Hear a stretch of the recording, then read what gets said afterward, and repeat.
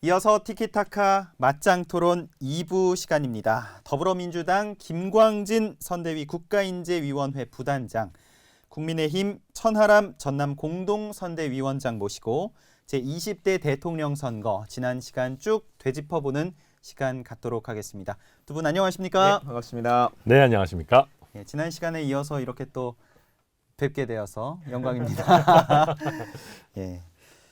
이렇게 시사의 창과도 인연이 있으신 두 분과 방송을 하니까 참 반가운데요. 오늘은 대선 특집으로 풀방송 내내 두 분과 함께하게 됐습니다. 첫 번째 질문은 이겁니다. 이번 대선 나에겐 땡땡땡이었다. 20대 대선 키워드 딱 한 단어로 정리해 주신다면요. 어떤 분부터 하시겠습니까? 참 어려운 것 같아요. 다른 선거보다 이번 선거가 선거를 치르는 과정에서도 참 어려웠었는데 이번 대선 저에게는 문재인이었습니다. 문재인. 예. 뭐 이재명 후보가 이번 민주당 후보가 되는 이제 선거이고 또 이 방송 이후의 상황을 보면 몇 시간 후에 대통령이 되시면 좋겠다라고 하는 마음을 가지고 있습니다만 저는 이재명 후보가 대통령이 돼야 되는 가장 큰 이유 중에 하나가 문재인 정부의 성과와 업적을 폄훼당하지 않았으면 좋겠다. 그것을 지켜낼 수 있는 후보가 이재명이다라고 하는 생각으로 열심히 또 뛰었기 때문에 저에게 이번 선거는 문재인을 지키는, 그리고 문재인 개인을 지킨다라기보다 문재인 정부가 이루어왔었던 여러 가지 것들의 흐름이 역진되지 않았으면 좋겠다라고 하는 소망을 담아서 선거를 치렀습니다. 예. 저도 이번 선거는 저에게는 힐링이었습니다. 힐링이었다. 아니 뭐 사실은 선거 운동이 그렇다고 해서 편안했다라는 뜻은 전혀 아니고요. 저도 제가 대통령 되는 것도 아닌데 힘들어 죽겠습니다. 근데 왜 그러냐면 사실 어제 이준석 대표가 이제 우리 연양동 패션의 거리에 왔다 갔었는데 제가 그때를 보면 약간 울컥했던 게요. 제가 지난 총선 때 거기 연양동에서 마지막 유세를 하면서 제가 평소에 눈물이 많은 사람이 아닌데 아까 펑펑 울었었어요. 예. 그러니까 그때만 해도 황교안 대표 체제 하에서 과연 순천에서 우리 당이 미래가 있을까라고 하는 좀 절망감 같은 것들도 저는 없지는 않았습니다. 근데 최근에 이제 김종인 비대위원장 체제에서 저희 국민의힘이 약간 과거를 직시하는 당이 됐다면은 이준석 대표 체제를 겪으면서 약간 현재와 미래를 이야기할 수 있는 당으로 변모했고, 그러면서 저는 윤석열 후보가 나왔는데 윤석열 후보가 많은 분들이 또 싫어하는 부분도 있으시겠지만 저는 그래도 좋아하는 부분을 꼽자면은 지역주의나 지역 감정으로부터는 굉장히 자유로운 후보인 것 같아요.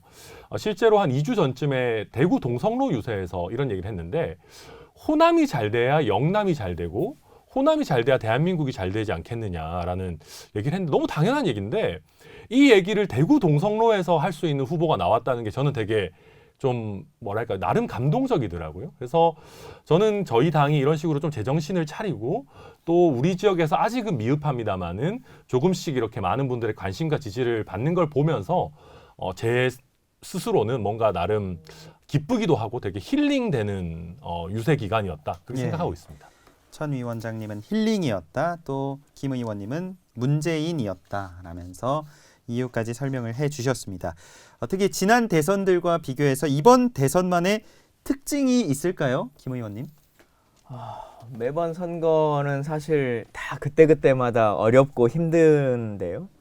어떤 선거보다 힘들었던 선거였던 것 같습니다. 후보들도 힘드셨을 거고 유권자분들도 혹은 지지자분들도 내가 누군가를 지지하는 행위가 참 어렵다라고 하는 생각들을 많이 한 선거였던 것 같아요. 물론 적극적으로 후보를 좋아하고 후보의 가치를 좋아하는 분들도 있었습니다만은 또 그 외의 이유를 위해서 또 투표에는 참여하는 것이니까 그런 측들이 훨씬 더 좀 많았던 선거이지 않았냐. 그러니까 기존의 선거는 후보가 가지고 있는 경쟁력과 강점이 거의 선거의 한 7, 80%인 것이고 나머지가 서브로 붙는데 이번은 좀 그런 면들은 양당의 후보들이 다들 좀 놓친 측면이 있는 것 같고요. 또 안타까운 거는 경선 이후의 갈등들도 다른 때에 비하면 좀 높았던 것 같습니다. 그래서 그 부분을 잘 해결하는 것도 각 당에게 남겨진 숙제인 것 같고요. 또 뭐 그게 강점일 수도 있고 장점일 수도 있습니다만 두 후보가 다 뭐 국회의원은 이제 안 해보신 상태고 또 특히나 윤석열 후보 같은 경우는 정치권의 경험은 또 그렇게 높지 않은 상황이기 때문에 뭐 우리 이재명 후보도 이 행정행위의 기간은 좀 길게 계십니다만 흔히 말하는 여의도 정치의 기간은 또 짧고 하는 상황이어서 기존의 정치권에서 생각하는 시각과 후보가 생각하는 선거의 시각이라고 하는 것이 계속적으로 이제 각 당 안에서도 다 상충되는 모습들이 있었기 때문에 예. 그런 게 지난 대선과는 가장 큰 차이점이지 않을까 싶습니다. 네, 저도 다 뭐 의원님 말씀 동의하고요. 사실 이준석 대표의 당선부터 시작해서 우리가 국회 경험이 없어도 뭔가 고위 정치인이 될 수 있다라는 국민들의 생각이 점점 많아지고 있는 것 같다는 생각도 저도 같이 해봅니다. 저는 안 좋은 점을 꼽아보자면 이번 대선은 거대 담론이라는 게 없습니다. 저희 국민의힘 입장에서도 정권 교체라는 슬로건밖에 없고요. 사실은 민주당 입장에서도 여러 얘기를 하시지만은 남는 거는 정권 연장 내지는 문재인 정부의 뭐 연장과 같은 얘기들로 유권자들이 보기에는 좀 받아들여지는 것 같습니다. 예. 그러다 보니까 모든 선거에 나름대로 어떤 시대 정신이라는 게 있었는데 이번 선거는 그게 도대체 뭔가 싶은 생각이 드는 게 사실이고 그런 면에서 국민의힘도 많이 부족한 점도 있는 것도 사실입니다. 예. 그럼에도 불구하고 좀 좋은 점을 하나 그래도 뽑아보자면 아까도 말씀드렸습니다마는 지역주의라는 게 예전에 비해 많이 희석됐다라는 거는 하나의 좋은 점이고 또 한 가지는 뭐 이대남 열풍이라고 해서 좀 뭐 안 좋게 보는 분들도 계시지만 20대나 30대의 중요성이 역대 어느 선거보다 높아졌고 또 그만큼 굉장히 참여도도 높아졌다. 그런 면에서 또 굉장히 좋은 점도 있는 그런 선거다 이렇게 보고 있습니다. 예. 또 이번 선거를 돌아보자면 역대급 비호감 선거란 말이 있었잖아요. 왜 비호감 선거가 됐을까? 정치권이 좀 돌아봐야 할 점이 있다면요, 천 위원장님. 이거는 양 후보 모두 다 사과를 많이 하기는 했죠. 했는데 정작 제대로 된 사과를 못할 때가 많았습니다. 이게 우리가 오늘 뭐 선거 거의 끝났으니까 제가 이재명 후보 공격하고 이럴 게 아니고요. 예를 들면 저는 제일 이상하다고 생각하는 게 지금 영부인이 될 수 있는 두 분 다 사실 국민들 앞에 제대로 못 나오고 있지 않습니까? 예. 근데 이게 둘 다 비정상이라서 이게 마치 정상처럼 보이는 거지 말도 안 되는 상황이거든요. 저는 그래서 누가 저한테 물어보더라고요. 국민의힘이 마지막에 중도층을 잡기 위해 뭘 할 수 있겠냐 그래서 김건희 씨가 정상적인 등판을 못하고 있는 거에 대해서 좀 겸허하게 사과를 하자. 양쪽 다 못한다고 해서 이게 뭐 정상인 거는 아니다. 그러니까 어떤 후보자 본인에 관한 의혹뿐만 아니라 가족에 관한 의혹들도 너무 많이 불거지고 예. 그 과정에서 정책 이야기는 해봤자 솔직히 언론에 안 나오고 이런 것들이 계속 반복되고 또 국민들이 원하는 수준의 사과나 어떤 책임 표명이 부족했다 보니까 약간 국민들께서 아니 우리 동네에 사는 김 씨보다 도덕성이 떨어지는 것 같은데 우리 옆집 사람보다 누가 대통령이 되든 이거 괜찮겠나라는 생각을 좀 가지게 되신 게 아닌가 싶습니다. 예.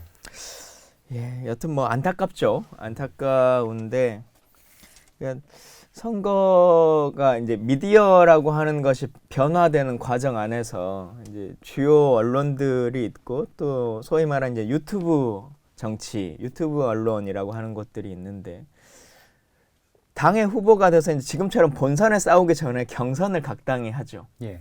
예, 그러니까 각 당에서 경선에서 이기기 위해서는 전체 국민들로부터 지지를 받는 얘기를 해서는 당선이 안 됩니다.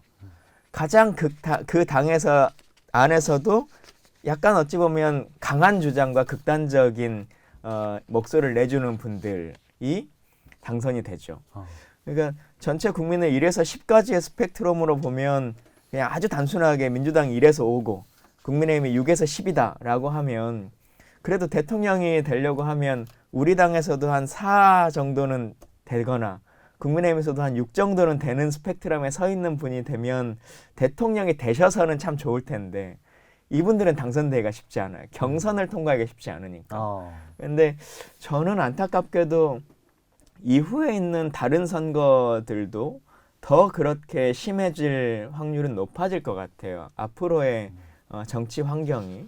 그래서 더더욱 정치인들이 그냥 옳은 얘기나 아니면 아까 말씀하신 것처럼 우리 세대를 어떻게 이 국가를 바꿔나갈 건지에 대한 미래 비전에 대한 제시라기보다는 예.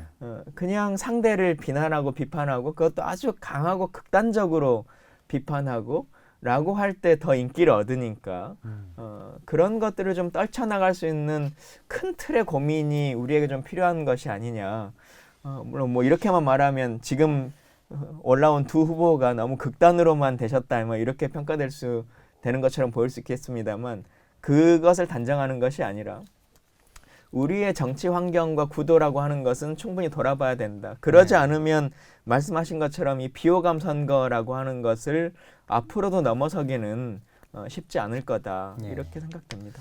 예, 우리의 정치 환경에 대한 말씀해 주셨는데 국민의힘의 이준석 돌풍부터 이번 대선까지 어떤 새로운 정치 또 젊은 정치를 요구하는 국민의 요구가 상당히 높았습니다. 이런 정치개혁 요구에 대해선 그동안 얼마나 대응해 왔나를 평가해 보신다면요, 선 위원장님. 저는 이건 뭐 단순히 이준석 돌풍뿐만 아니고요. 아까도 말씀드렸지만 이재명 후보가 민주당의 후보가 된 것, 윤석열 후보가 저희의 후보가 된 것도 큰 틀에서 뭐 여의도 정치에 대한 불신과 연결이 돼 있는 거죠. 저는 이준석 돌풍 굉장히 높게 평가합니다만은 지금 저희 국민의힘에서 보면 제대로 된 세대 교체 같은 건 사실 별로 없습니다. 그냥 이준석 대표 혼자 굉장히 큰 팬덤을 가지고 혼자서 뛰어가고 있는 그런 상황인 거고요. 뭐 그 다음에 뭐 전화 몇 명 해가지고 뭐 나름대로 뭐 이렇게 뭐 포스트 이준석 같은 소리를 하기도 합니다만은 굉장히 이제 격차가 많이 나고 있고 결국은 저희가 새로운 정치를 제도적으로 구현하는 게 중요한 거지 이준석이라는 사람이 가끔가다 한번 그런 분들이 나오기를 기대하는 거는 의미가 없는 일이거든요.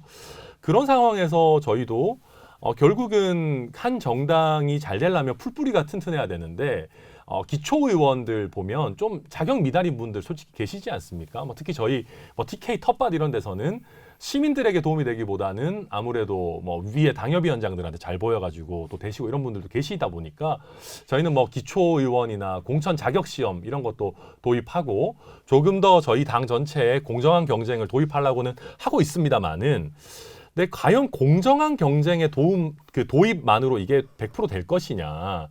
저는 뭐 조금 더 지켜봐야 되고 전체적으로 젊은 사람들이 과도한 부담을 지지 않고 정치권에 들어올 수 있도록 하는 여러 제도 개선들이 필요하다고 봅니다. 예, 아직 부족함이 많다라고 말씀을 해주신 것 같은데 예. 김 의원님은 어떻게 뭐 보십니까? 지방선거도 앞으로 있고 장기적으로는 젊은 정치, 뭐 세대 교체라고 하는 얘기들이 끊임없이 나오겠습니다만 이번 대선은 젊은 정치랑은 조금 먼 화두였던 것 같고요. 예. 다만 이제 새로운 정치 구조에 대한 요구들은 있으셨던 것 같습니다. 뭐 모든 선거라고 하는 것은 기존을 좀 바꿔보자라고 하는 욕구에서 또 시작하는 것이긴 한데 언제나 국민들이 이제 실망하시는 것은 좀 물갈이를 했으면 좋겠다라고 하는데 이 물은 그대로 있고 물고기만 매번 바꿔서 있는 상태에 대한 고민들이 있으신 거지 않습니까? 예. 근데 어쩌면 그렇기 때문에 이번 선거에서는 말씀하신 것처럼 여의도 정치를 좀 벗어나는 혹은 윤석열 후보처럼 정치 경력이라고 하는 것 자체 뭐 그분이 다른 삶으로서 이력이 충분히 또 갖추고 있는데 굳이 정치라고 하는 이력이 꼭 필요한 것인가라고 하는 것에 대한 화두를 국민들이 던지신 거죠. 뭐 결과는 어떻게 나올지 모르겠고 혹여 되신다고 해도 그래서 대통령으로서 역할을 잘 하실 건지 말지는 또 이후의 사후평가가 남게 되겠습니다만 지금은 그런 욕구들은 좀 있으신 것 같아요. 그래서 어떻게 하면 국민들께 좀 지금에 있는 사람들도 바뀌어 나가고 있습니다라고 하는 모습을 보여드릴 수 있을 것인가. 그래 왔다고 항상 그게 옳은 것은 아니기 때문에 새롭게 바뀌는 옳은 모습들을 증명하는 것이 지금 전하 천하람 위원장님처럼 또 기존의 정치를 여의도법의 정치를 또 해야 되는 사람들에게 남겨진 숙제이기도 하겠다 이렇게 생각합니다. 예. 정치 환경 그리고 과제에 대한 말씀들 나눠주셨습니다. 이어서 이번 대선을 뜨겁게 달군 이슈들을 한번 짚어볼 텐데요. 이번 대선에서 젠더 이슈 빼놓을 수 없잖아요. 어떤 현실성 있는 공약이나 비전을 보여주지 못한 채 표를 위한 수단으로 전락했다란 지적이 있는데 이에 대해선 김 의원님 어떻게 생각하십니까? 참 안타까운 것 같습니다. 이제 이 이슈가 이번 대선을 평가하는 가장 큰 축이라고 보여지는데요. 그러니까 젠더 이슈라고 하는 것 자체를 말씀드리는 게 아니라 이번 대선 결국은 어떤 정책도 두 분 다 명확하지가 좀 않은 상태. 이재명 후보는 이제 기본소득 시리즈를 처음에 이제 얘기를 했다가 그것도 약간 좀 물러서는 이제 모습을 보였고, 예. 솔직히 말하면 국민들의 뇌리에는 이 모발 발모제 그 건강보험 탈모 공약 예. 그거 정도밖에는 안 남게 되는, 물론 저희가 캠프에서 수십 개 수백 개의 정책도 내고 지역 공약도 냈습니다만 국민들께 다가가지 못하면 사실은 제대로 평가받지 못한 거죠. 윤석열 후보도 죄송하지만 별로 제가 공약을 잘 듣지 못했고, 광주의 이슈는 사실 대선 주자로서 적합하지 않은 복합 쇼핑몰 이슈, 그런 정도밖에는 이슈가 크게 되지 않아요. 근데 여기 이제 여성가족부 폐지나 젠더 이슈라고 하는 것도 저는 여성가족부의 존폐, 개명 혹은 운영 방식에 대해서 진지하게 논의할 거리가 정말 많다고 생각합니다. 여성가족부란 이름을 고집할 필요도 사실은 없는 시기에 왔죠. 당연히 여야의 누가 대통령이 몇 시간 후에 되셔도 바뀔 겁니다. 예. 그러면 어떻게 이걸 기능화하고 제도화할 건가의 논쟁이 있어야 되는데 그저 그냥 이쪽도 저쪽도 여성가족부 폐지 뭐라고 하는 한 7글자로서 끝내버리는 상황. 그래서 정책은 상실되고 정치만 그냥 공중에 떠돌아다니는 그런 모습들이 참 이번 대선을 안타깝게 만드는 거고, 유권자분들께서 그런 것에 대한 실망들이 좀 있으셨던 것 같습니다. 그러니까 저도 그 걱정을 많이 했어요. 처음에 여성가족부 폐지 막 이렇게 했을 때. 예.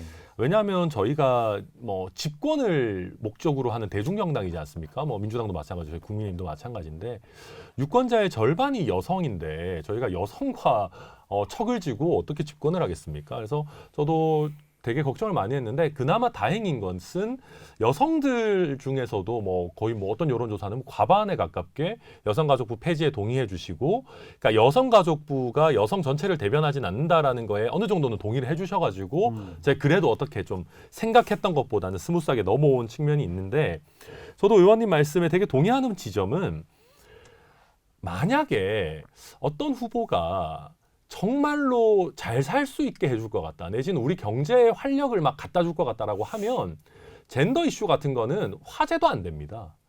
근데 지금 20대 남성이든 여성이든 보기에 양 후보가 어떻게 되더라도 대한민국이 획기적으로 뭐가 달라질 것 같지 않다라는 느낌이 드니까 그래도 뭔가 이번 선거에서 내가 원하는, 내가 중요하게 생각하는 이슈 하나를 얻어가고 싶다라는 거거든요.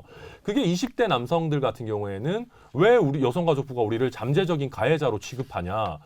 나는 솔직히 크면서 뭐 여성에 비해 덕 본 것도 없는데 왜 40대, 50대 이상이 덕 본 거를 우리가 지금 피해를 봐야 되냐라고 하는 이 젠더 갈등 이슈 하나만이라도 해결해 달라라는 이 강한 요구로 나타난 거였거든요. 예. 그러다 보니까 저는 젠더 갈등이라는 것도 물밑에서 있었기 때문에 정치권이 이걸 터부시하기보다는 오히려 공론장에서 토론하는 게 더 낫다고는 생각합니다만은 대선 주자급에서 과연 이게 이 정도로 치열하게 다뤄져야 하는 이슈인가. 결국 대선 주자들이 아까도 말씀드렸지만 제대로 된 시대 정신을 잘 못 잡고 있으니까 이런 상대적으로 작은 이슈에 휩쓸려 다니는 거 아닌가라는 생각도 듭니다. 제가 예. 안타까운 건 근데 이슈가 아니라 토론이 안 된 거예요.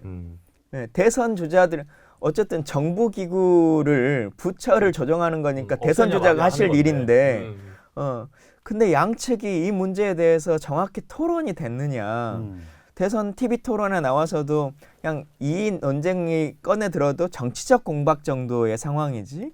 그럼 여기서 청소년을 어떻게 갈 것이고 지금 복지 분야를 어떻게 갈 것인지에 대한 실제 그런 고민들은 서로 없으신 것 같아요. 그렇죠. 서로 물론 다 공약집에는 담겨 있는데 내가 대선 잡으면 뭐 예. 얘기한다, 거의 그런 분위기일 것 같아요. 그래서 정말 진지하게, 진짜 저도 청와대에서 짧은 기간 있어 보니까 정책 하나를 만드는 데에 이해관계자들과 그것으로 발생하는 여러 문제들에 대해서 아무리 챙긴다고 챙겨도 미스가 생기는데 그런 논의조차 없이 지금 이렇게 막 떠돌아다니는 말들 참 좀 슬픈 생각이 많이 듭니다.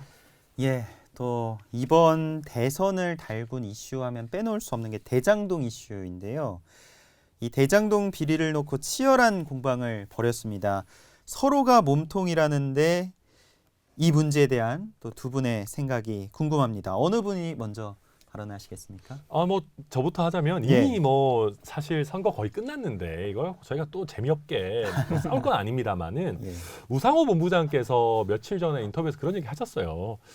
윤석열 후보가 몸통이라고 하는 거는 조금 과한 것 같긴 한데 이재명 후보가 몸통이라는 것도 좀 희석된 거 아니냐라는 취지로 얘기를 하셨는데 저는 우상호 본부장님 말씀처럼 윤석열 후보가 이 대장동의 몸통이다라는 주장은 조금 과했다고 봐요. 왜냐하면 윤석열 후보가 당시에 그냥 검사에 불과한 것이고 왜냐하면 대장동 사건이 어떻게 기획되고 설계되고 실행되는지에 관해서 검사 윤석열이 할 수 있었던 일은 매우 제한돼 있거든요. 그렇다 보니까 저는 이 대장동과 관련한 논란은 좀 각자의 지지층을 붙잡기 위한 서로에 대한 어떻게 보면 물타기 이런 게 많았다고 보고 저는 당연히 몸통 이재명 후보라 생각합니다만은 여기서 그 얘기를 뭐 길게 해봐야 뭐 하겠습니까? 예. 대장동의 몸통은 화천대유죠. 그 사람들이 뭐 다 이익을 얻은 거고 뭐 한 거니까. 다만 이제 그 다 아시는 것처럼 이재명 후보가 당시의 시장이고 결정권자였는데 그 화천대유가 하는 행위를 정확히 다 잘 몰랐던 거 아니냐라고 하는 그 책임을 이제 말하고 있는 것이지 어떤 비리적 문제까지를 사람들이 말하고 있는 것은 아니지 않습니까? 또 물론 이재명 후보는 그 행정행위를 하는 과정 안에서 본인이 할 수 있는 역할은 충실히 다했고 남들보다는 더 잘한 거다라고 평가하시는 거고 말씀처럼 윤석열 후보도 대장동의 비리 행위에 자체적으로 뭐 연관됐다라고 하는 문제 제기보다는 그 사람들이 그게 하는 초기 단계에서의 부산저축은행 예. 건을 어떻게 잘 넘겨줘서 이까지 온 거 아니냐 이제 이런 주장인데 이제 선거 기간에는 또 그렇게 서로 간에 얘기를 할 수 있겠습니다만 지금은 이제 국민들께서 다 나름대로의 판단을 내리셨을 거라고 생각을 합니다.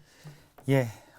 대장동 비리를 놓고도 참 치열한 공방이 있었고 뿐만 아니라 두 유력 후보의 배우자 논란도 선거 내내 참 뜨거웠는데요. 역대 이런 대선이 있었나 싶어요.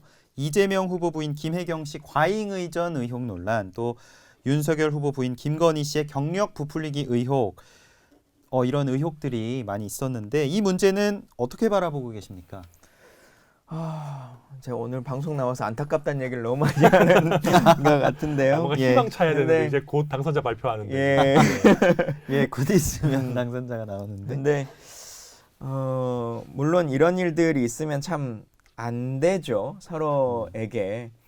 특히나 뭐 김혜경 여사 같은 경우는 그래도 이제 뭐 배우자로서의 역할들을 지금 쭉 하고 계시고 이후에도 대통령이 되셔도 소위 말하는 이제 이부속실에서의 역할을 이제 하실 건데 그때 이제 공약으로는 국민의힘에서 이부속실을 폐지한다. 뭐 이제 만약에 대통령이 되셔도 김건희 씨가 영부인으로서 역할을 하지 않는다. 뭐 이렇게 말씀하셨는데 저는 이후에 대통령이 혹여 되신다면 그 공약은 철회하셔야 된다고 생각해요.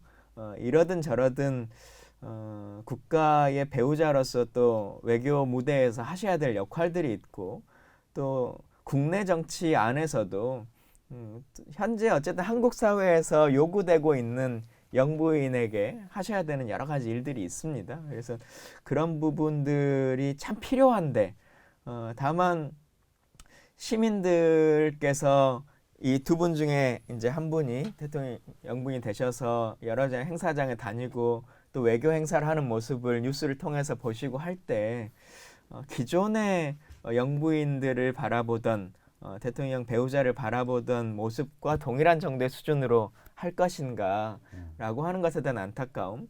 다만 이번 선거가 좀 특수성이 있는 게 이번은 두 후보 모두에게도 사실 대통령이라고 하는 자리가 뭐 왕이라고 말할 수는 없습니다만 그래도 일정 정도 사람들 마음 안에 예. 존중감과 존경심, 경외감 이런 것들이 일정 정도는 있거든요. 예. 서로 내가 지지하지 않았던 사람이라 할지라도. 근데 이번에는 두 후보 모두를 뽑을 때도 그 경외감과 존경심이라기보다는 그냥 내 범주 안에서 일을 가장 잘하실 사람, 그러니까 일꾼이라고 하는 것을 서로 그냥 선택하고 있는 것 같거든요. 그래서 그게 자연스럽게 배우자에게도 좀 넘어가는 그림이지 않을까? 그게 위상으로 좀 정립되지 않을까? 이렇게 생각은 듭니다. 예. 네, 그 대통령이라는 지위를 정말 왕의 영역에서 우리 바로 옆에 있는 일꾼의 영역으로 내리는 것, 시 의미가 있죠. 근데 이제 그것을 위해서 우리 후보들의 수준이 이거밖에 안 된다를 감수해야 되느냐, 참 어찌 보면 안타까운 일입니다만은, 저는 이 배우자 논란이 너무 안 좋았다고 봅니다. 양쪽 후보 모두에게. 일단 김건희 씨 경력 부풀리기를 하면서 저희가 그런 표현을 옛날에 썼어요. 잘못이라면 잘못이다, 뭐 이런 식의 표현 썼는데, 잘못이라면 잘못이 아니고 그냥 잘못이죠. 근데 결국 그 공정과 상식이라고 하는 윤석열 후보의 캐치프레이즈가 김건희 씨의 이런 여러 의혹 부풀리기가 예. 나오면서 좀 많이 흔들렸고, 예. 반대로 이재명 후보 같은 경우는 이재명은 한다라는 그 캐치프레이즈에 응집된 것이 뭔가 기존의 기득권을 부수고 어떤 관행에 도전하고 어떤 새로운 흐름을 만들어내는, 민주당 안에서도 굉장히 개혁적인 색채가 강한 후보다라는 정체성이 있었는데, 예. 김혜경 씨 이 의전이나 뭐 여러 뭐 법인카드 논란이 이런 게 나오면서 했던 게 뭐 관행이었다. 근데 우리가 이재명 후보를 선택할 때 기존 관행을 잘 지키라고 선택하지 않았었거든요. 그러니까 윤석열 후보에게 공정, 이재명 후보의 실행력 같은 것들이 많이 전체적으로 흔들리다 보니까 방금 이제 의원님 말씀하신 것처럼 그래도 그나마 마음에 드는 사람을 찍는 선거가 된 게 뭐 사실이다. 저도 그렇게 봅니다. 예. 이런 배우자의 의혹이 어떤 후보의 이미지에 이런 것들로 인해 더 큰 타격을 준 것 같기도 한데, 배우자 의혹도 있었고 또 선거 막판 변수 야당 후보 단일화였는데요. 결론은 단일화가 이루어졌습니다. 투표에 어떤 영향으로 줄 것으로 보시는지요, 천 위원장님? 저는 진짜 안 될 줄 알았거든요. 예. 제가 2월 27일인가 그 단일화 결렬되고 안철수 후보가 그날 아랫장에 유세로 오셨었어요. 예. 순천에.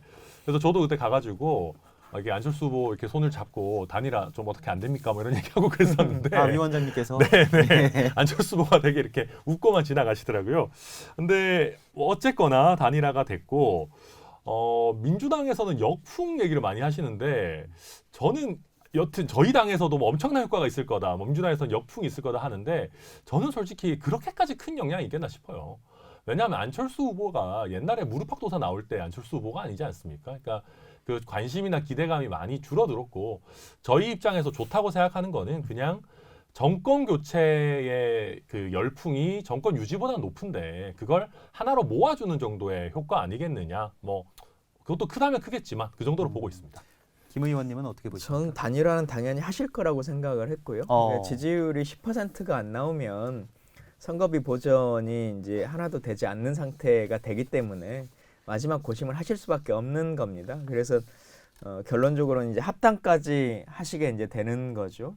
예전에 조희연 교육감이 소위 말하는 사후매수제 이제 이것에 걸리면서 경선 단일화된 후보의 선거비를 보전해주지 못하는 상황이 된 거죠. 그래서 네. 유일하게 남은 방법이 합당밖에 없게 되는 건데, 저는 참 안타깝다는 생각은 듭니다. 또 안타깝다는 안철수 대표에게도 안타까운데, 이번을 어떻게든 잘 견뎌내셨으면 그래도 다음번에 대선 주자로서의 발돋움을 정말 한번 해보실 수 있을 텐데, 이제는 이후에 누가 안철수 대표를 신뢰할 수 있을 건가, 어느 쪽을 택하시더라도 좀 안타깝고요.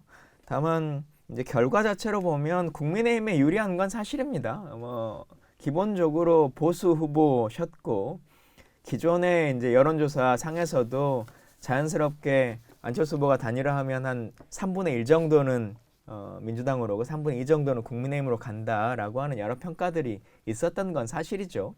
그럼에도 불구하고 여론조사를 할 때의 느낌과 막상 됐을 때의 느낌은 좀 더 다르신 것 같아요. 시민들의 마음이. 그리고 안철수 후보의 최근에 이제 생긴 지지자분들은 어찌 보면 이제 문재인 정부가 싫어서 같이 합류하신 분들이 좀 있으신 거고, 오래전부터 지지하셨던 분들은 국민의당 출신으로 구민주당 계열의 분들이시잖아요. 그래서 그분들이 당으로서 국민의힘으로까지 합당을 하는 것은 참 어렵다. 권은 의원이 지금 대표적으로 그런 얘기들을 이제 하고 계신 상태인데, 그래서 그런 측면을 생각하면 처음에 여론조사에서 그냥 산술상 계산했을 때보다는 다 못 가져가셨을 것 같고요. 또 제가 처음에도 그 말씀 드렸는데 이번 선거의 민주당의 고민은 우리 지지자들의 분들 중에 다수가 투표장 자체를 안 가시는 것, 이것에 대한 염려가 컸던 건데 안철수 효과라고 하는 것을 통해서 그래도 내 한 표가 필요하겠구나. 예. 저쪽으로 좀 쏠려갈 수 있겠구나라고 하는 염려를 가지신 분들이 있는 건 또 사실인 것 같습니다. 예, 이렇게 투표장에 가시는 것도 참 중요할 텐데 코로나19가 이번 대선에서 굉장히 심하지 않습니까? 이 방송이 나가는 시간이 본투표 당일 오후 5시에서 6시 사이일 텐데요. 이 코로나19 대선에 미치는 영향이 많이 있을 거라고 보십니까? 김 의원님. 저는 염려를 좀 했었거든요. 예. 근데 사전 투표율이 이렇게 높은 걸로 봐서는 유권자분들께서는 코로나 때문에 투표를 안 해야겠다라고 하는 마음은 그래도 그렇게 크진 않으신 것 같아요. 그래서 저는 당일 투표도 꽤 높게 나올 걸로 보고 아마 투표율 자체로는 역대의 투표율을 넘어설 거다. 예. 근데 저는 매번 말씀드리지만 모든 선거가 항상 사전 투표율도 선거마다 높아지고 있고요.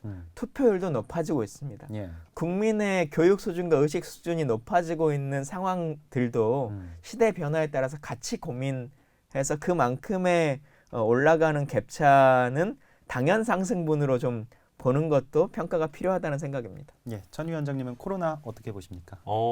우리나라 국민들이 참 위대합니다. 그러고 보면 사실 코로나 걱정 때문에 투표 안 하실 수도 있었을 텐데 예. 정말 많은 분들이 적극적으로 투표에 참여해 주시고 계시니까 저는 참 우리 정치가 우리 국민들의 이 높은 정치 수준을 못 따라갈 때도 많다라는 생각이 들고 그리고 기본적으로는 이게 코로나19를 넘어서는 타 진영 후보에 대한 비호감이 있는 것 같습니다. 그러니까 이게 예를 들면 저희 국민의힘 지지층 같으면 도저히 이재명 후보는 안 된다라는 게 있는 거고 또 마찬가지로 민주당 지지층에서는 아무리 그래도 윤석열 후보는 안 되지. 이게 그러니까 본인 후보에 대한 애정보다도 상대 후보에 대한 비호감도가 워낙 높다 보니까 예. 저는 그것이 코로나19 국면에도 불구하고 투표장으로 향하게끔 하는 동인이 아닌가라고 생각이 됩니다. 두 분 다 코로나19가 미치는 영향보다 어떤 투표율은 더 높을 것이다. 이렇게 보시는 것 같습니다. 넘어가서 호남 민심 얘기도 한번 해보겠습니다. 우리 방송이 이제 호남에서 나오니까요. 민주당 텃밭 호남, 국민의힘에선 30% 득표율 목표로 하고 계시고 또 민주당에선 80% 득표율을 자신하고 있는데 양당 득표율은 어떻게 전망하시는지 천 위원장님께 여쭤봅니다. 저는 우선 우리 그 아나운서님께 비판을 하고 싶은 게 방송에서 저는 민주당 텃밭, 뭐 국민의힘 텃밭 이런 말 좀 이제 그만 썼으면 좋겠어요. 아니 우리가 무슨 채소 키우는 것도 아니고 무슨 텃밭입니까? 그러니까 이런 표현들이 어떻게 보면 유권자들의 확증 편향도 만들어내고 또 그 각 당이 좀 해당 지역에 대해서 좀 느슨한 생각을 가지는 원인이라는 생각도 들고요. 예. 저희 입장에서는 뭐 30% 목표하고 있다고 하는데 제가 지난 총선에 3% 받았거든요. 그리고 저희 그때 정당 득표도 한 4% 남짓밖에 안 됐습니다. 그러니까 저희 입장에서는 솔직히 말해서 한 뭐 15%만 넘겨도 역대급 성장이기도 하고 박근혜 대통령이 받았던 한 10% 남짓의 득표보다는 많아지는 것이긴 하거든요. 그렇지만 저희가 좀 희망을 걸고 있는 것은 2030의 표심도 굉장히 많이 흔들리고 있고 복합 쇼핑몰이 이슈가 되면서 많은 분들이 이게 꼭 복합 쇼핑몰이 필요하다 안 하다의 문제라기보다는 우리 지역에도 좀 다양한 의견을 대변할 수 있는 다양한 정당이 시민들을 대신해서 좀 서로 토론도 하고 경쟁도 해야 되는 거 아니냐라는 걸 느끼고 계신 것 같아서 예. 저는 그런 부분들이 저희에게 좀 플러스가 된다 이렇게 보고 있습니다. 저희가 실제의 표의 숫자와 관념적으로 생각하는 숫자가 꽤 많이 괴리가 있거든요. 뭐 텃밭론에 대한 얘기도 이제 말씀해 주셨습니다만 지난 19대 대선 때 문재인 후보가 대통령이 되시던 그 선거, 흔히 말하는 촛불 선거여서 압도적으로 그냥 승리했을 것 같은 느낌이실지 모르겠는데 아마 지금 인터넷 검색해 보시면 문재인 후보가 광주에서는 61%를 얻으셨고요. 전남에서 59% 얻었습니다. 예. 그냥 느낌은 문재인 후보 대통령 될 때 한 90% 얻었을 거야 이렇게 생각하실지 모르겠지만 실제로 호남에서 59% 얻었거든요. 예. 물론 그때는 제3 후보 분들이 계셨습니다. 근데 그때도 국민의힘은 한 2% 정도를 얻으셨고 이제 안철수 후보가 제3 후보로서 호남에서 이제 꽤 인기가 있었던 시절이라 한 30% 가까이를 얻어 가셨는데 그래서 민주당이 자연스럽게 80은 기본을 하고 뭐 90으로 가냐 아니냐를 논쟁하던 시기는 예. 넘어섰다. 이 호남의 유권자들도 다른 당을 선택할 준비가 되어 있는 상태이고 예. 뭐 순천 상황을 보면 사실은 훨씬 더 호남 중에 명확한 거 아닙니까? 우리는 통합진보당 의원을 재선을 하고 그 다음에 바로 당시의 한국당 그 당시 새누리당이었죠. 새누리당 의원분을 두 번이나 의원으로 또 만들고 또 다시 민주당이 되고라고 하는 거를 선택하시거든요. 그래서 그 탑반론이라고 하는 것이 이제는 그렇게까지 존재하지 않은 시기는 왔다는 예. 말씀을 먼저 좀 드리고 싶고요. 그래서 훨씬 더 두렵고 걱정이 되고 또 특히나 이제 20대 같은 경우에서는 민주당에 대한 평가, 단순히 민주당이라고 하는 평가보다는 그분들이 그 생활했던 삶의 기준 안에서는 저희가 집권당이었기 때문에 그분들의 삶이 불만족스럽다면 그거에 대한 평가는 지금 집권당이 받을 수밖에 없는 거거든요. 아무리 저희가 항변을 한다 할지라도. 그래서 그거에 대한 평가들이 높고 뭐 사전에 공개되어 있는 선관위에 오픈되어 있는 여론조사를 보더라도 호남의 20대 남성분들은 한 50% 가까이를 국민의힘을 지지하는 것으로 지금 여론조사 결과가 나오지 않습니까? 그래서 정말 저희가 이번 결과 한 표 한 표로 엄중하게 봐야 하고 투표율만을 가지고 선거 결과를 예측하기는 정말 어려울 거라고 생각합니다. 예. 두 분 다 지역의 득표율에 대해서 어떤 그런 시대가 갔다. 이런 데 공감을 해주시는 분위기였고요. 방금 전에 또 20, 30대 표심 말씀해 주셨는데 김 의원님 그렇다면 20, 30대 표심을 어떻게 전망하고 계신 겁니까? 실은 지금 2030 분들에게 양 후보 모두가 예. 제대로 된 정책을 제시하지 못한 것 같아요. 그러니까 총선 때는 그래도 청년 정책이라고 하는 것이 큰 화두이기도 하고 제가 명색이 이제 청와대 청년 비서관이라고 하는 직제의 초대 비서관을 했는데 대한민국 사회에서 청년의 삶이라고 하는 것을 어떻게 바꿔나가 볼 것인가라고 하는 것이 정치적으로 혹은 정책적으로는 큰 이슈였는데 이번 대선에서 각 당이 청년 정책을 가지고 큰 화두를 만들어내지는 좀 못했던 것 같거든요. 그래서 그것에 대한 안타까움, 그래서 결론적으로 더 큰 안타까움은 이 사람들이 정치라고 하는 것을 통해서 그게 이제 정책으로 표출되겠지만 그런 것을 통해서 우리의 삶들을 케어해 주려고 노력하는구나라고 하는 것으로 호소하지 못한 모습을 첫 투표자에게 보여주고 있는 것들은 아닌가. 그냥 정치는 저렇게 싸우고 나쁜 거 비리를 찾고 누가 몸통이네 아니네만 논하는 것 정도의 수준으로 정치를 보여주고 있는 건 아닌가 라고 하는 안타까움이 들고요. 그래서 하여튼 지방선거가 이제 연이어 있는데 이 상황에서는 정말 마이크로하게라도 지역민들에게 또 지역의 젊은 유권자분들에게 각각의 당들이 각각의 후보들이 좀 더 정확하게 얘기 나누고 적극적으로 얘기할 수 있었으면 좋겠습니다. 그러니까 저는 김 의원님 의견에 좀 반대인데요. 저는 20대, 30대가 소위 말하는 청년 정책, 대부분이 이제 청년에 대한 지원 정책들입니다.